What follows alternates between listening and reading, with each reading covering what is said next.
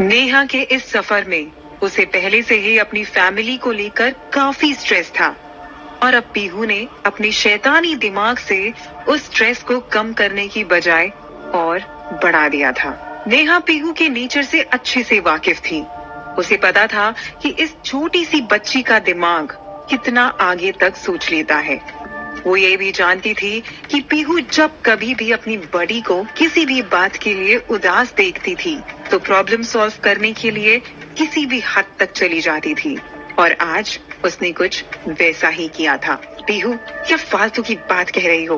मैंने मना किया था ना इस बारे में सोचने के लिए। चलो वापस। नेहा ने पीहू का दाहिना हाथ पकड़ कर रखा था, पर उसे ये नहीं पता था कि उसका बायां हाथ आदित्य के हाथ में था। नेहा ने जैसे ही पीहू को अपनी ओर खींचने की कोशिश की, पीहू के बाएं हाथ ने उसे रोक लिया।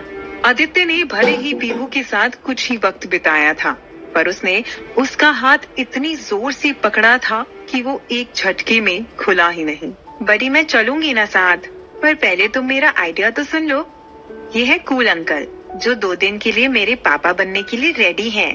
पीहू ने उस शख्स का नाम बिना पूछे ही अपने मन में उसका नामकरण कूल अंकल के नाम से कर दिया था।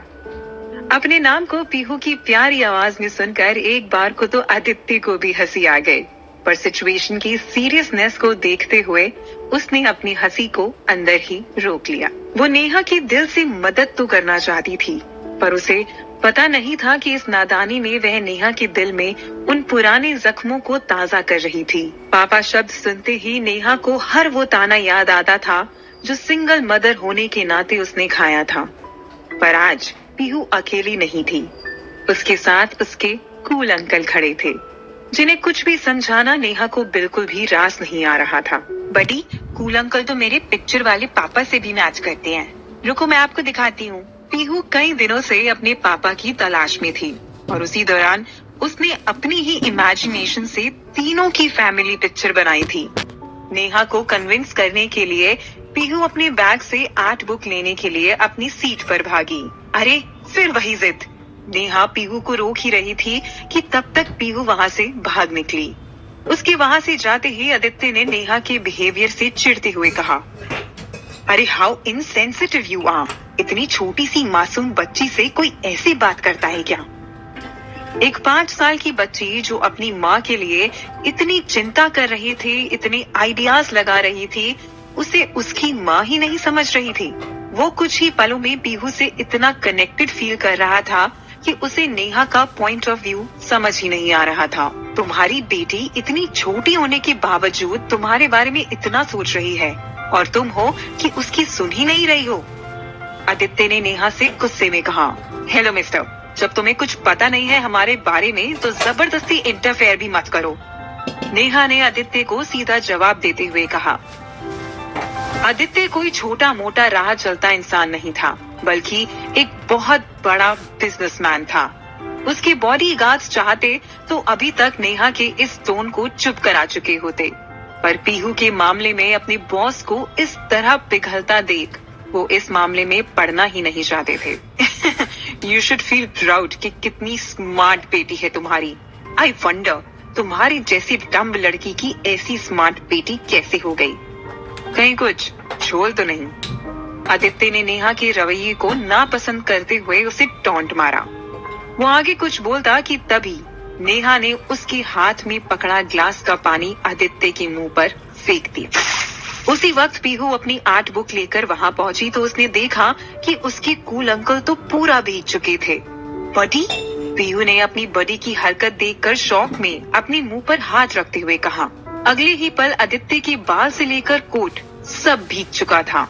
अपने बॉस की इस तरह की बेइज्जती देखकर बॉडीगार्ड्स अपनी सीट से बड़ी तेजी से उठे कि तभी आदित्य ने उन्हें रोक दिया। अपने दोनों हाथों से अपने चेहरे का पानी पोंछते हुए आदित्य ने नेहा की तरफ गुस्से भरी नजरों से देखा और जैसे ही वो उसकी इस हरकत का जवाब देता, नेहा बोल पड़ी, हाउ डेयर यू, तुम्हारी हिम्मत कैसे हुई ये सब कहने की? ये मेरी बेटी है and I am her mother. ये मुझे तुम्हें प्रूफ करने की जरूरत नहीं है। नेहा ने आदित्य से गुस्से में कहा, तुम्हारी इस बदतमीजी को देखने के बाद तो मेरा डाउट अब और बढ़ गया है। तुम्हें पता नहीं है कि तुमने किससे पंगा लिया है। You don't know who I am.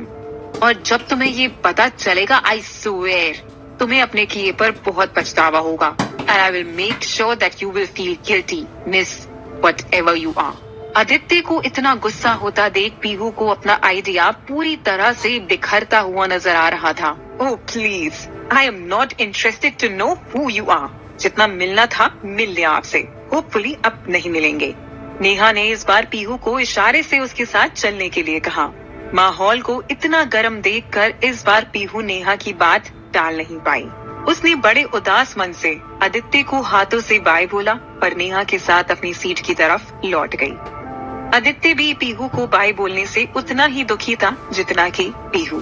कुछ समय पहले तक उसे पूरी तरह से विश्वास हो गया था कि उसकी बड़ी को अब और कोई प्रॉब्लम फेस नहीं करनी पड़ेगी, भले ही झूठ के सहारे से, पर शायद वो सारे रिलेटिव्स के सवालों का जवाब आसानी से दे देती। पर इतना सब कुछ होने के बाद पीहू मन ही मन सोच रही थी, ओ बडी, ये क्या कर दिया। हमें अपनी प्रॉब्लम्स कम करनी थी, बढ़ानी थोड़ी थी। बड़ी मुश्किल से कूल अंकल को पापा बनने के लिए मनाया था, पर बडी ने तो सारा प्लान ही फ्लॉप कर दिया। ओ गॉड, अब क्या होगा, प्लीज हेल्प अस। वो ये सब सोचते हुए बार बार आगे बैठे कूल अंकल की तरफ देखे जा रही थी और तभी आदित्य ने भी उसे पलट कर देखा। उसका इतना उदास चेहरा देखकर आदित्य को मन हो रहा था कि वो अभी उसे अपनी गोदी में उठा ले, पर नेहा को याद करके उसने खुद पर कंट्रोल किया। उसके निराश चेहरे पर सिर्फ आदित्य का ही नहीं बल्कि नेहा का भी ध्यान था। नेहा ने उसके नन्हे हाथों को अपने हाथों में लिया और कहा, पीहू गुस्सा हो आप हमसे? आप जानते हो ना कि इस आइडिया को हम बहुत पहले ही ड्रॉप कर चुके हैं, तो फिर क्यों ढूंढने में लगी हो 2 दिन के लिए पापा? झूठ से हम कुछ टाइम के लिए छोटी प्रॉब्लम से तो बच सकते हैं, पर ये लंबे टाइम तक छुपा नहीं सकते ना।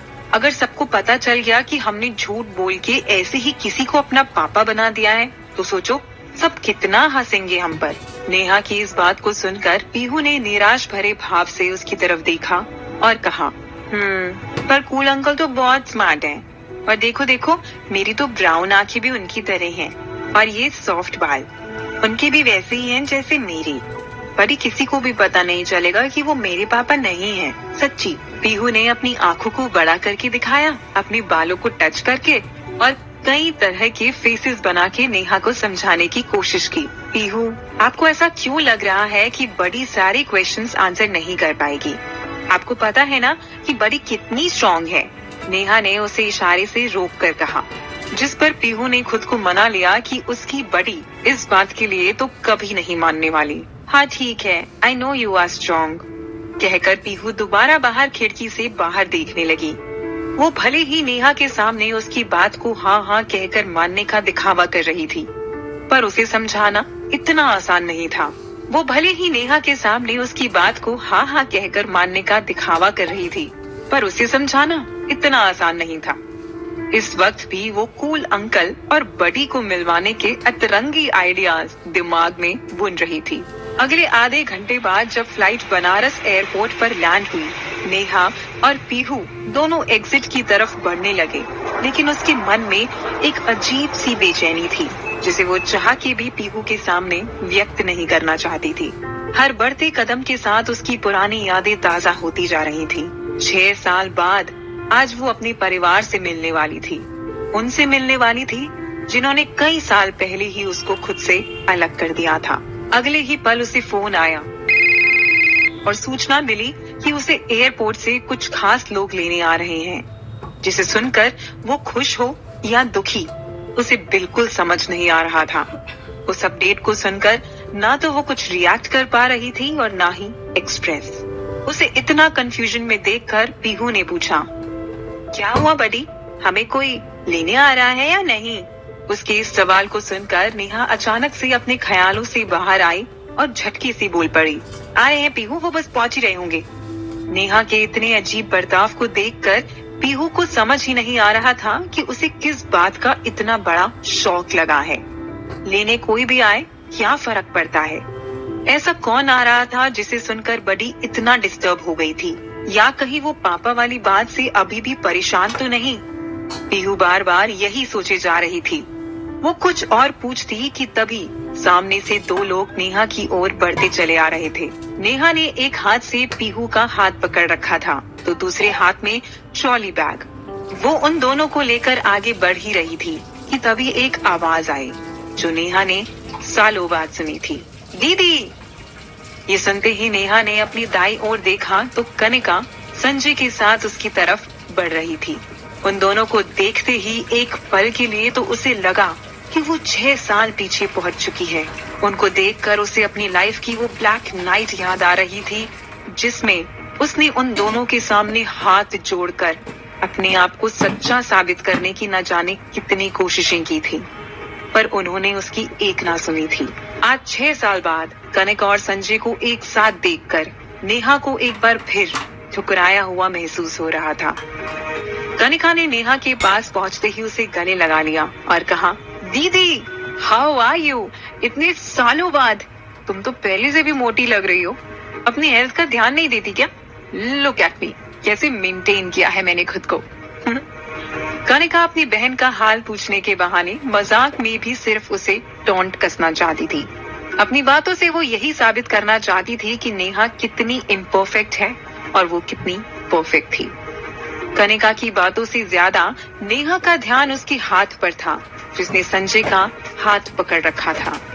इतने सालों बाद जब वह आज संजय को देख रही थी तो उसकी आंखों में उसे वो प्यार, वह मासूमियत बिल्कुल भी नजर नहीं आ रही थी जिससे नेहा ने प्यार किया था। कनिका की बातों से भले ही नेहा को कोई फर्क नहीं पड़ रहा था, पर अपनी बड़ी को मोटा सुनकर पीहू को बहुत गुस्सा आ रहा था।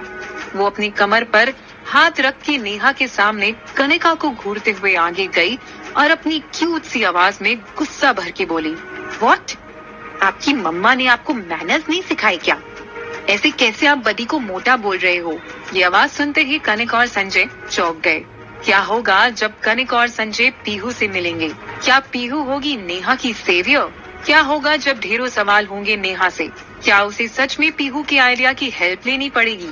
आप लोगों को क्या लगता है, क्या होंगे इन सभी सवालों के जवाब? कमेंट बॉक्स में कमेंट करके जरूर बताएं। सभी सवालों के जवाब जानने के लिए सुनते रहिए द